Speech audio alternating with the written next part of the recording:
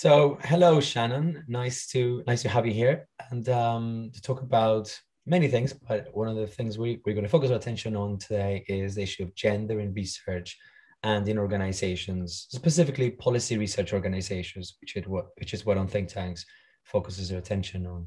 But Shannon, why don't you tell us a little bit about your own work in general and in this field? Sure. Hi, Kike. Nice to be here. So I'm currently working as an independent consultant. And in this work, I'm connecting with organizations who are really exploring this question of gender equality at an organizational level, but also in the research, in the work they're doing, and asking questions like, how do we walk the talk? What does it mean to really support our partners in the work they're doing, but also be thinking and reflecting on what we as an organization can be doing differently, can be doing better. So I've had recent projects with a group called Gender at Work. And when we work with organizations, we typically engage them in these long, reflective, thoughtful processes where they identify the change that they're seeking, and then through peer learning processes, work towards enacting that change. And I think what's really key about that kind of work is that this type of change can be slow and does take time for it to be really done well. Because in other elements of my work, I'm working with groups who are saying, okay, we have 6 months, we're putting out this big call. What can we do to really integrate gender considerations in the work they're doing? What are some, like, not necessarily easy wins, but what would a checklist of key considerations look like?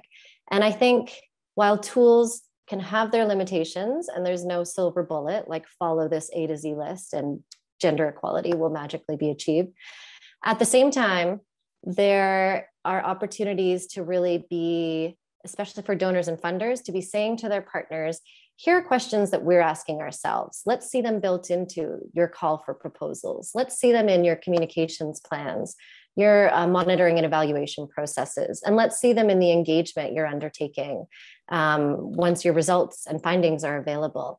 And so there are some key questions that I think we can be raising with all of these different, whether it's a project, an organization, or even an individual researcher. But what I notice across all of the projects I'm involved in with Oxfam Canada, of course, with on think tanks, working with think tanks, and working with the International Development Research Center, is the importance of not defining that for partners and not saying, here's our idea of gender equality, let's see it implemented this way, and really letting partners decide what that looks like for them. But so a couple of questions. What are those key questions? Can you give us some examples of the key questions that funders are asking themselves and asking their grantees or partners to ask themselves?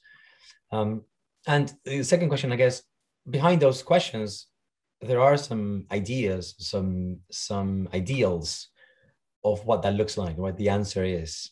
Even if you don't want to impose it on your grantees, there's probably a kind of a benchmark or a minimum level that funders are expecting their grantees to reach. But what are those key questions? Right. Okay. So I think what I'll do is I'll share some ideas of key questions, both for thinking about gender equality in research and at an organizational level.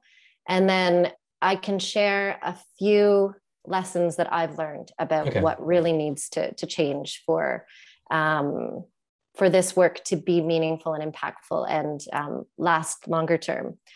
Okay, so thinking about the research, I think in terms of gender analysis, and of course, even just the term gender analysis can be interpreted in many different ways. And often just defining those key terms and definitions early on is so key, whether it's in a request for proposals that's going out, it's in a project report. We just need to always be clear what we're talking about when we're using these terms. But a question we often put to partners is, tell us what you're doing in terms of gender analysis. So it's not saying, here's what it should look like at each stage of the project life cycle, but tell us what this looks like for you.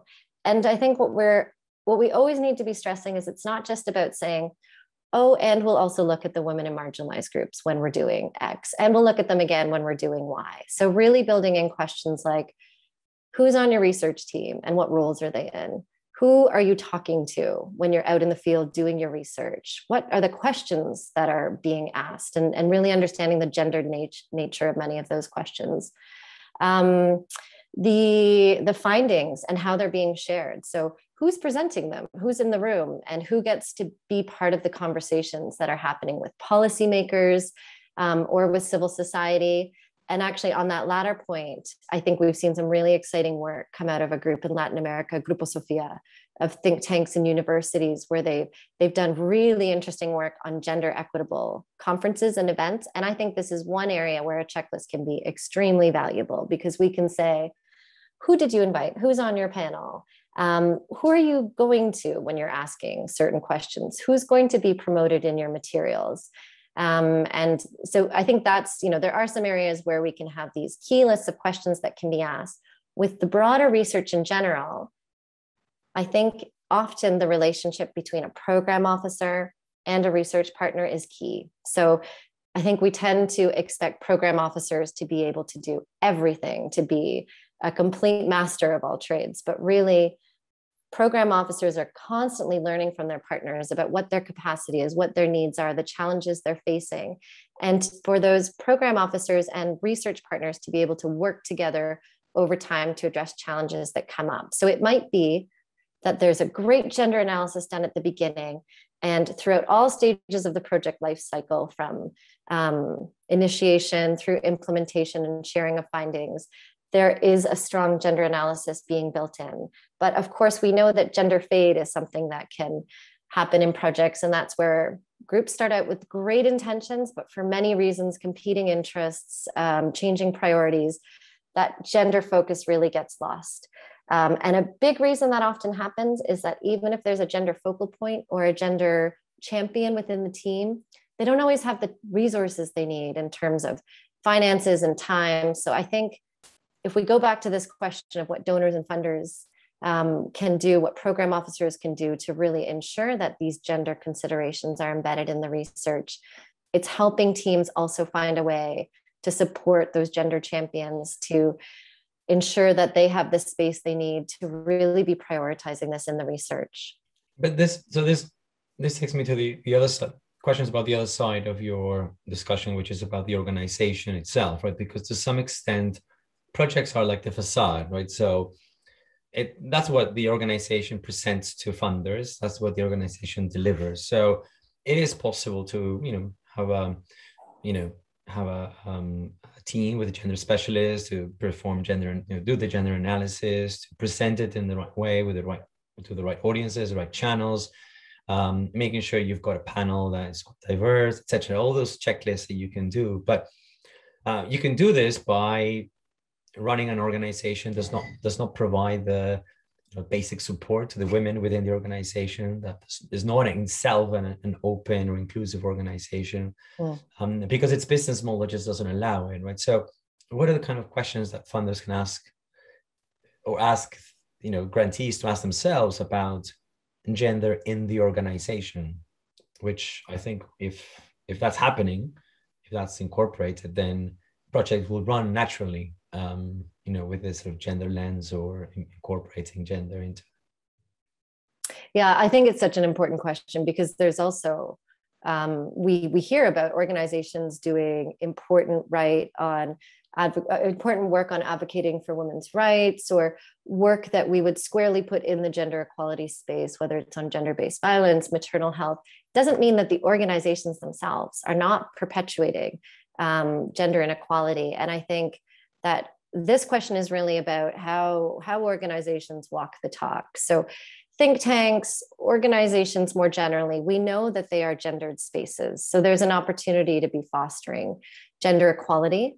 And I'll talk a little bit about what that means, or to be perpetuating those inequalities. And here I'll also say that when we talk about gender, we do tend to talk about women quite a bit, but I think we need to be talking about men, women, gender diverse individuals, and always thinking about intersectionality. So those multiple identities that intersect, identities around race, class, ethnicity, age, to name a few. And so organizations today, I think, are really asking these questions in a much more nuanced way, and understanding that diverse organizations are spaces that can really do higher quality work and have more of an impact, and seeing the importance of ensuring their staff represent kind of those goals they're working towards as well. So in terms of the organizations themselves, there are all kinds of questions across the board that can be asked in terms of, do you have a gender policy or a non-discrimination policy? HR is a big area where we can be thinking about this. So what does recruitment look like? What's written in job descriptions, and what type of experience is being sought? Does it take into consideration the fact that people need to have gaps in their CVs, often for parental responsibilities? And are we penalizing people, particularly women, because of that? Retention as well. And then thinking about promotion. So prior to working as a consultant, I was with the International Development Research Center, the think tank initiative project there, for just under 7 years, and did quite a bit of work on gender equality there. And we looked at the think tanks we were working at and saw that there was a fairly good representation of women within the think tanks, but not at the senior levels. So it changed as soon as you moved from the gendered roles or the junior roles to the more senior roles. So why is that happening? And if we think about promotion and who's getting into those senior leadership and management positions, there's all kinds of exciting literature out there around what that looks like. So whether it's mentorship, now there's even some exciting work being done around reverse mentorship. So more junior staff being able to mentor staff who are further along in their careers, particularly around, I would say, diversity, equality, and inclusion, where a lot of this is a field that we're really learning so much about in real time right now. Communications. So within the think tank initiative, we saw that communications for research was absolutely key in terms of achieving policy impact and really being part of the evidence-informed policymaking space. But communications is also a place where there are all kinds of opportunities to effectively integrate gender or get it wrong. And in one of my projects, we've been looking at what decolonizing communications and bringing in gender equitable and inclusive communications to projects looks like. And this runs the gamut from thinking about images and who's depicted and what roles they're in, to the language we use. And language can be tricky. We always have to think, okay, how is this term like feminism going to land in some countries in Latin America where this is a term that might not be viewed as a favorable one that donors can get behind? How can we talk about the importance of LGBTQ2+ rights in countries where homosexuality is illegal? So often we have to, with our communications, be thinking carefully about how we're finding ways to bring these ideas to audiences in a really nuanced way that lets us talk about these challenges, but also in a way that lets us demonstrate that we are thinking about these gender considerations from the time the project or the program is developed to when the findings are shared. So not just about, I mean, I keep saying there's not just about the what. So, yes, you do great research, but how are you doing it? Yes, you're having impact, but how are you having impact? And I think sometimes policy research organizations, sometimes pressured by funders, or maybe they feel they're pressured by their funders, are trying to achieve change really fast. They're trying to achieve many changes within the organization. There might be many programs running at the same time, and they're more concerned about achieving change, within the current rules of the game, right? Maybe in a very unequal, exclusive policy space. And so let's play the game, right? Let's not try to challenge it. Let's not try to be more inclusive of new voices, of new faces, of new backgrounds, of new languages, new narratives. Let's just do what works to bring about change. And what you're saying is that the kind of questions funders are asking their grantees to ask themselves, in a way should make them think about how much they're doing and how they're doing it, and not worry so much about, as I said, quality of the research, publishable material, and or achieving change by any means. But the question is about how you're doing it. you're doing it in a way, right, that is reinforcing the gender biases, or are you doing it in a way that's challenging those gender biases? Yeah, and I would also say that it is all interlinked, of course. So if we're looking at gender equitable research, we have all kinds of evidence that is going to lead to higher quality research. And the RQ Plus model at the International Development Research Center that both you and I are familiar with, Kike, gender equality, gender considerations do factor. So I think we can't think about one without thinking about the other. We need to be thinking about how we're doing it. Fortunately, we're no longer asking the why question. I think quite a bit of progress has been made, and organizations are now saying, we know we need to do it. We just need to figure out how best to do it. And there is a social justice argument. Sorry, keep going. I was just going to say there's a social justice argument. Yes, women should have equal opportunities to men. I think we can all get behind that. But there's also this, like, because it makes for higher quality research, because it makes for more diverse organizations. And we saw in this article that Ruth Levine wrote about connecting with policymakers, we see that organizations that have women in them might be better suited to having some of those conversations and really achieving policy impact. So we can also always talk about that. For what purpose? Well, here's the evidence on why this will also lead to more of an impact. Right. Okay. No, I to be honest, I have the feeling that there's no challenging of the why, right? The purpose is that this is going to lead to better evidence. Mm. Where I feel is there is still some challenging, and maybe you have a different impression, is that what think tanks might say is, well, okay, but this, things are hard already, right? And now we have to make some changes within the organization. You talked about HR, you've talked about the ways in which we communicate. Most think tanks do not have, a communication team large enough to handle one or two projects at the same time. And now they have to think about how they communicate, what language they use, words they use, what narratives they are supporting or challenging, how to hire, how to retain opportunities. I mean, these are big investments. Some think tanks, I think, are lucky to receive the funding, especially unrestricted funding that allows them to invest in these things. But most, the reality, especially in the global South, most live by the day, right? Project funding is not enough to cover their overheads. And, I think most of them are trying to do good. But what, besides giving them more funding, are there any things that funders could do to help, especially those organizations that are smaller, that maybe are working in an environment that is not necessarily the most inclusive and most open to some of these ideas, that is not that interested yet in the value of having a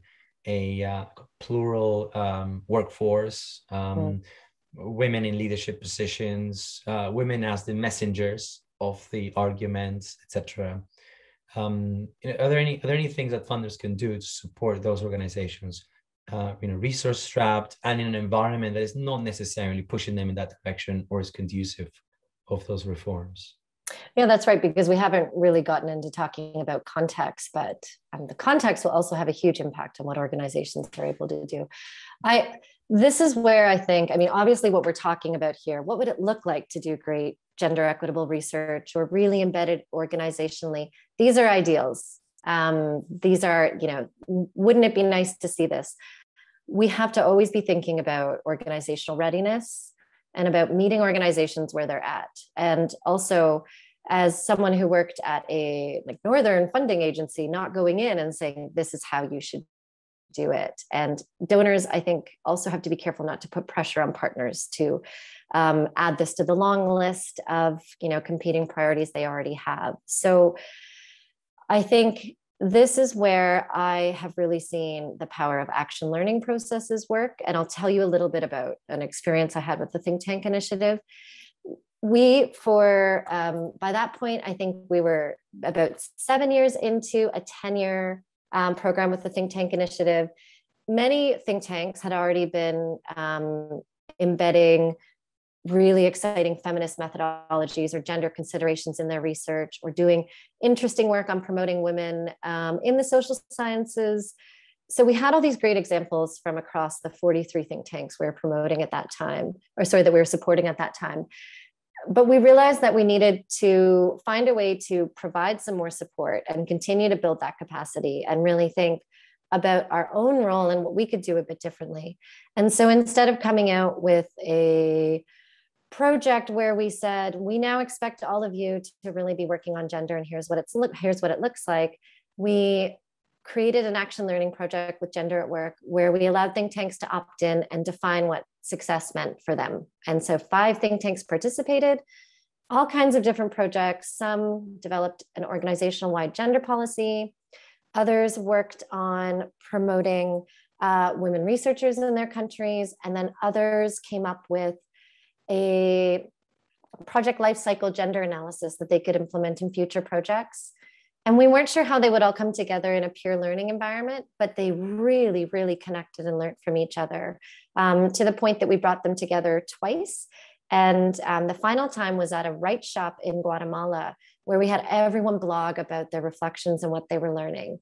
And I learned a great deal through supporting that project as the program officer, because what I saw is that they were all dealing with different contexts, different realities, different organizational identities. So if we were to come up with a list of what works well in organizations from this group of 5, some of whom were very small, and as you say, wouldn't have the resources or capacity to really be rethinking how they do all of their communications or all of their HR processes, what seemed to work was always having a gender champion or a gender focal point, somebody who was really engaged and passionate and could keep it on the agenda so it didn't fade away.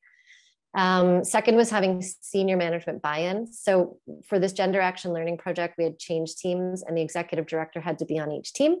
They all wanted to be, which was great, but we felt it was essential to really have that higher level engagement, because for this type of change to happen, whether it means bringing it into future research agendas or bringing it into all aspects of the organization, it needs to involve the engagement of people at those senior levels, right? In some cases, embedding gender in the research, in some cases, thinking more carefully about where there could be change within the organization. But also, sound familiar is the importance of engaging men and not just women, because in many projects, we're actually talking about issues like toxic masculinities or gang violence, where we need to be really understanding the role that men and women take on in these situations. And so just constantly reminding ourselves, we're not just talking about the women. And something else I want to say there is, in this project, I won't get into the details, but we used a framework that allowed us to really look at power relations and social norms, because I think to be able to do this work well, we have to always understand the barriers that exist in organizations and in the broader context, in the ecosystem.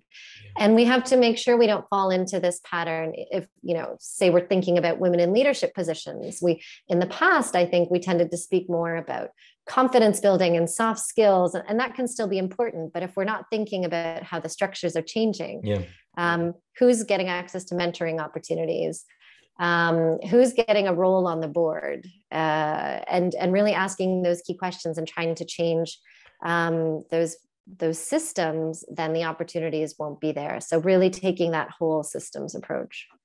Yes, those are changes without real changes, because you're not changing the balance of power. You're just saying to women, you have to speak up, you have to dress differently, right? You have to lean in. But actually, the men or those who are sitting at the table don't have to move anywhere, so they can stay in their place. But I think what you're describing fits quite nicely with this idea of asking questions, because it's through this learning process that you get to ask questions and answer them, not once, but a few times along the journey, right? Maybe with the information you have now, later on with the information you gain from looking inside of the organization, later on with the information you gain from working with others, with peers that are going through similar journeys or different journeys. And I guess it's like exercising our ethical muscle, right? We need to ask ourselves questions along the way. You're never going to get that perfect organization, but um, I think it might be that the objective we're aiming at is an organization that is reflective about its situation and is constantly thinking, you know, is this the best we can do? Is this the right thing of doing things?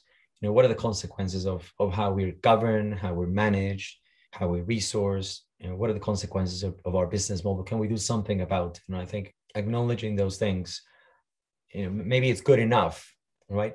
In the absence of this ideal, perfect organization that probably doesn't exist out there. Yeah, yeah, that's right. And then I think also being able to find really simple ways for change to happen. So it's great to have an 18-month action learning process or an organizational wide review of policies, but sometimes we just need to find the low-hanging fruit and be able to take steps towards that larger change. So as a consultant, I'm also learning about the importance of experimenting with new tools and approaches. So in a couple of my projects, we've been working with a new approach that we're calling a conversation guide. And the idea is, okay, if we're going to go to a consultancy, a short-term process, say 6 months, but we want to really create some kind of impact or change that will last for a few years, how do we, I guess this is along the lines of train the trainer approaches, but how do we bring in tools, ideas that, say in this situation, program officers and research partners can use over time? And so instead of just saying to the program officer, here's a checklist, next time you write a request for proposal, make sure you ask all of these questions. I think that can be helpful, but what can you be asking your partner at year 1, year 2, and year 3, for however long the project goes on, to ensure things are still on track and adjust to the realities of how things change? And it also, I think, is about creating a space for partners to be able to say, here's what I need from you. This is the support that I might not be getting that I really need in this context. And I think if we can find a way to just create space for more of those conversations, easier said than done, I know, but if we can build in those moments, I think that there are opportunities to keep those agendas, keep those questions on the agenda over time. And so I'm constantly learning as a consultant about ways we might be able to do that and kind of fine tuning that and learning from others. But I think there are all kinds of great resources out there that organizations can use for this. Great. Well, thank you very much. I think, yeah, it's about creating those spaces and rhythms where people can come together and reflect on this in a continuous way, rather than just for the project or for the proposal. Thank you very much, Shannon, and I look forward to hearing more about your work in this space.